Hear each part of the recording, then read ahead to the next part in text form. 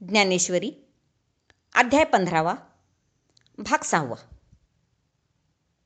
भगवंत आता ज्ञानी पुरुष कसा असतो आणि ज्या परमपदाला जाण्यासाठी ते धडपडतात ते परमपद कसे असते त्याविषयी सांगणार आहेत.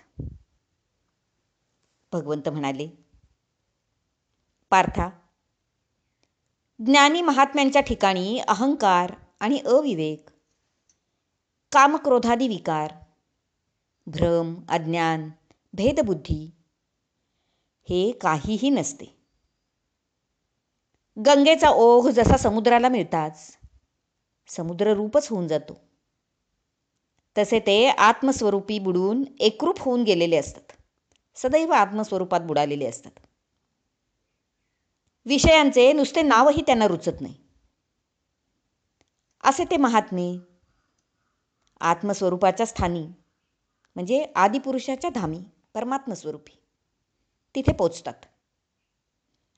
ते स्थान किंवा परमात्मपद कसे आहे ते तुला सांगतो. चंद्र सूर्याचे तेज सारे जग प्रकाशित करते, त्यामुळे तेजाला महत्त्व प्राप्त झाले. परंतु त्या चंद्रसूर्यांना कोण बरे प्रकाशित करतो? तर एक परमात्म तत्वच त्याला प्रकाशित करते. ज्याप्रमाणे सूर्योदय झाला असता सारी नक्षत्रे तारका लोप पावतात किंवा जाग येताच स्वप्नातील दृश्य नाहीसे होते, त्याप्रमाणे जी वस्तू प्रकाशित झाली असता या विश्वाचा मिथ्या आभास नाहीसा होतो. ती वस्तू म्हणजे परमात्मपद आहे असे जाण. हेच परमपद माझे धाम आहे. या परमधामाला पोचण्यासाठी सारे मुमुक्षू महात्मे धडपड करीत असतात. मिठाची हत्तीण बनवली आणि तिला समुद्रात सोडली तर ती जशी त्याच्याशी एकरूप होते, पुन्हा परत म्हणून येत नाही, तसे हे महात्मे पुन्हा जन्माला येत नाहीत. त्यांचा जन्म मरणाचा फेरा कायमचा चुकतो. भगवंतांचे हे बोलणे ऐकून अर्जुनाला पुन्हा एक शंका आली.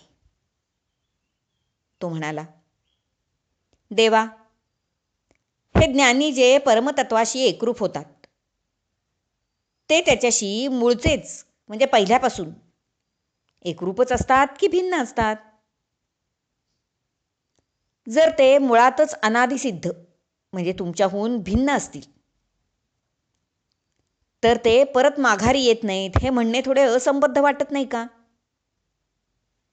ते जर स्वतःसिद्धच असतील तर मग ते तुम्ही एक स्वतःसिद्ध, आणखीन तेही स्वतःसिद्ध अनादिसिद्ध म्हणजे तुमच्याहून भिन्नच झाले की नाही?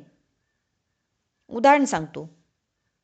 अहो, भ्रमर एकाग्र होऊन स्वतःला विसरून फुलावर बसतात, मध सेवन करतात, पण ते स्वतः फुलेच होऊन जात नाहीत, ते भ्रमरच राहतात. ते मध सेवन करून पुन्हा परत येतात आणि भ्रमर म्हणूनच परत येतात. अथवा बाण घ्या, बाण लक्षवेध करतो आणि तिथेच जमिनीवर पडतो. तो बाण हे वैशिष्ट्य धरूनच राहतो, तो काही लक्षाशी एकरूप होत नाही. बाण या स्वरूपातच तो पडून राहतो. ते असो. दुसऱ्या बाजूने म्हणजे ते ज्ञानी महात्मे तुमच्याशी अभिन्न असतील तर मग उपासना कोणी कुणाची करायची आणि कुणी कुणाला प्राप्त करून घ्यायचे? किंवा उपासना करून कुणी कुणाशी मिळायचे? कारण अभिन्न असते आधीपासून. म्हणून तुझ्याशी अभिन्न असणाऱ्याला तुझ्याशी एकरूप होणे वा विरह होणे हे संभवतच नाही ना. आणि जे तुझ्याशिवाय भिन्नच आहेत ते तुझ्याशी एकरूप होणे हेही म्हणणे व्यर्थच नाही का? कारण भिन्न पदार्थ दोन एकमेकात मिसळूच शकत नाहीत. तर आता मला निसंदिग्धपणे सांग की कोण असे जीव आहेत की जे तुला प्राप्त होऊन पुन्हा जन्माला येत नाहीत? यावर भगवंत किंचितसे हसले आणि संतोषाने अर्जुनाला म्हणाले, बाबा अर्जुना, मला प्राप्त होऊन पुन्हा जन्माला न येणारे ते भिन्न आणि अभिन्न असे दोन्ही प्रकारचे आहेत. खोलवर विचार करून पाहिले तर सर्व जीवांचे आणि माझे स्वभावतःच ऐक्य आहे. ते सारे जीव स्वरूपतः मीच आहेत. कारण सर्व जीव परमात्म्याच्या सत्तेवरच निर्माण झाले आहेत. त्या दृष्टीने ते माझ्यासारखेच नाही का, परमात्मा स्वरूपच आहेत. पण वरवरच्या उथळ दृष्टीने पाहिले तर ते जीव आणि मी भिन्न आहोत असे वाटते फक्त. जशा लाटा निर्माण झाल्या तर त्या पाण्यापेक्षा वेगळ्या आहेत असे वाटते. पण एरवी सत्य स्वरूपाने पाहिले तर त्या पाणीच असतात. पाण्याशिवाय दुसरं काय असतं त्याच्यात?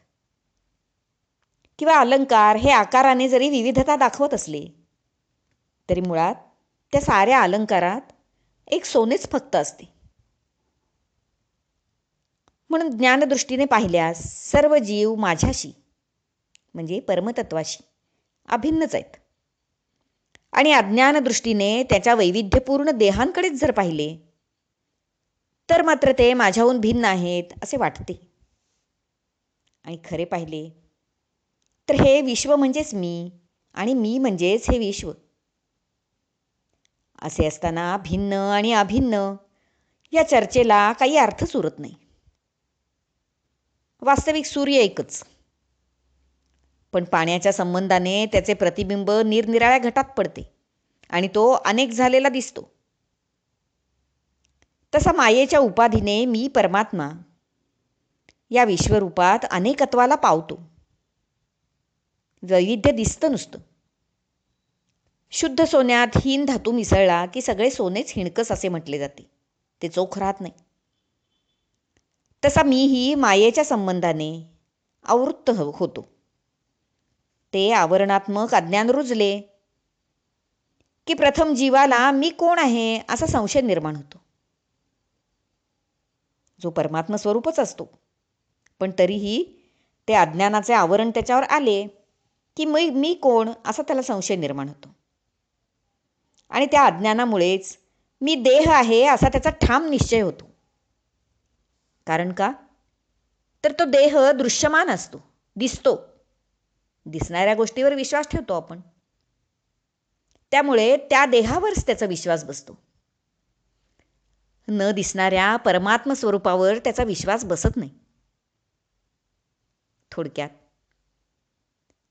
दिसणाऱ्या देहावर आपण जसे प्रेम करतो तसे न दिसणाऱ्या ब्रह्मवस्तूवर आपण प्रेम करायला शिकू, तेव्हाच मोक्षाची आशा आहे असे भगवंतांना म्हणायचे आहे. हरिओम तत्सत. भाग 6 समाप्त.